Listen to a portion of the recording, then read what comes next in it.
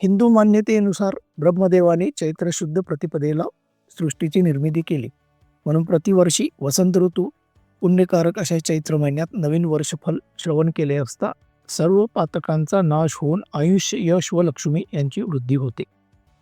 राजा रवी असल्याने धान्य, फुले, फळे कमी पिकतील, चोरांची भीती वाढेल, पाणी कमी मिळेल, रोगराई वाढेल. मंत्री रवी आहे म्हणून पाणी आणि धान्य कमी मिळेल, महागाई वाढेल, रोगराई आणि चोर यामुळे लोकांमध्ये भीती निर्माण होईल.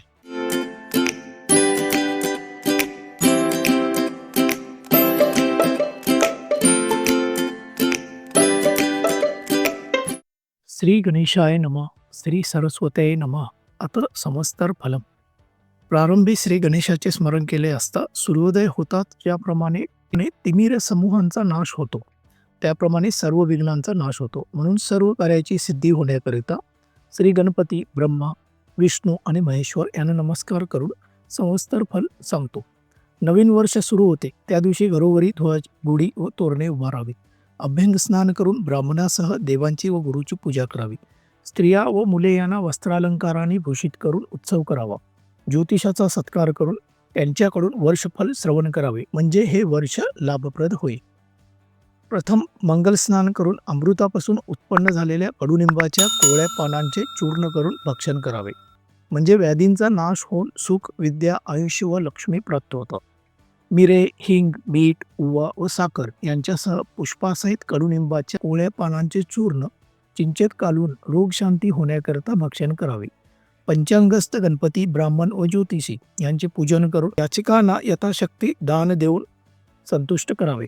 मिष्टान्न भोजन घालावे. नाना प्रकारची गीते, वाद्ये व पुण्यपुरुषांच्या कथा ऐकून दिवस घालवावा, म्हणजे संपूर्ण वर्ष सुखाने जाते. हिंदू मान्यतेनुसार ब्रह्मदेवाने चैत्र शुद्ध प्रतिपदेला सृष्टीची निर्मिती केली.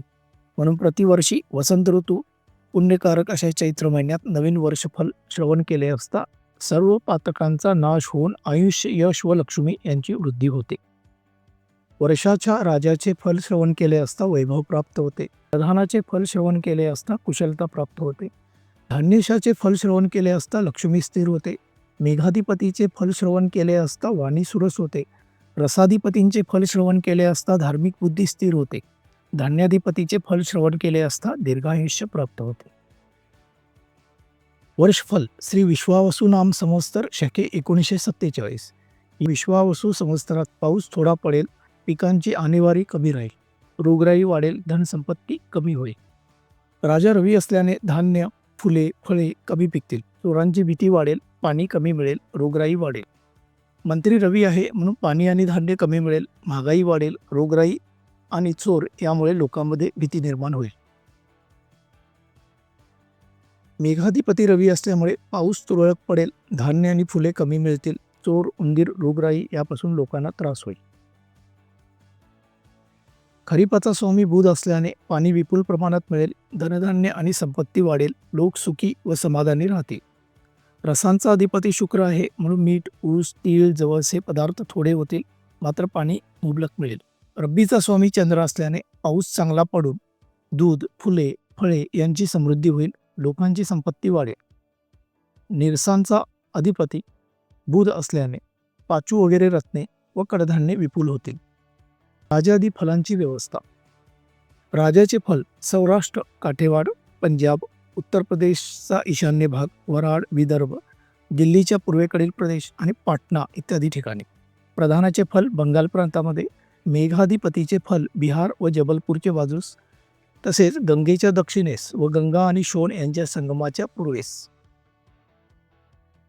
धान्यस्वामीचे फल गुजरातमध्ये, आरद्रा प्रवेशाचे फल विंध्य पर्वताच्या दक्षिण भागी.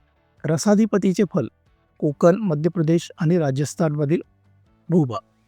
अर्घेशाचे फल आंध्र प्रदेशात. सेनेशाचे फल पंजाब व काश्मीरमध्ये. निरसेशाचे फल दिल्ली व पंजाबचा उत्तरेकडील प्रदेश. फलाधिपतीचे फल गुजरात व सौराष्ट्रमध्ये. पावसाचा विचार.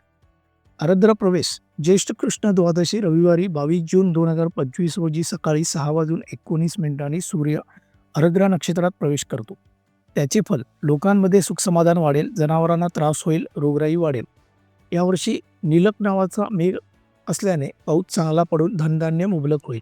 लोक आनंदी राहतील. यावर्षी वासुकी नावाचा नाग असल्याने पर्जन्यमान चांगले राहील. पिके चांगल्या प्रकारे होतील. पशुपालक यम आहे म्हणून पाऊस कमी पडेल, गवत चारा कमी होईल, जनावरांना उपद्रव होईल. लोक दुःखी होतील. मेघनिवार तटाचे घरी असून रोहिणी नक्षत्र तटावर पडले आहे, त्यामुळे पाऊस पुष्कळ पडेल. धनधान्याची समृद्धी होईल.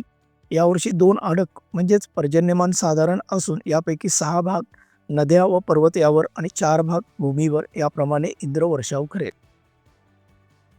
तिथीच्या श्रवणाने लक्ष्मी प्राप्त होते. वाराच्या श्रवणाने आयुष्यवृद्धी होते. नक्षत्राच्या श्रवणाने पातक जाते. योगाच्या श्रवणाने रोगांचे निवारण होते आणि कर्णाच्या श्रवणाने चिंतित मनोरथ पूर्ण होते. सर्व पंचांगाच्या श्रवणाने नित्य गंगा स्नानाचे फल मिळते. हे शुभकारक वर्षफल वर्षाच्या पहिल्या दिवशी जो भक्तिभावाने श्रवण करेल तो वर्षभर सुखी राहील. इति संवत्सर फलम संपूर्णम. शुभम भवतु.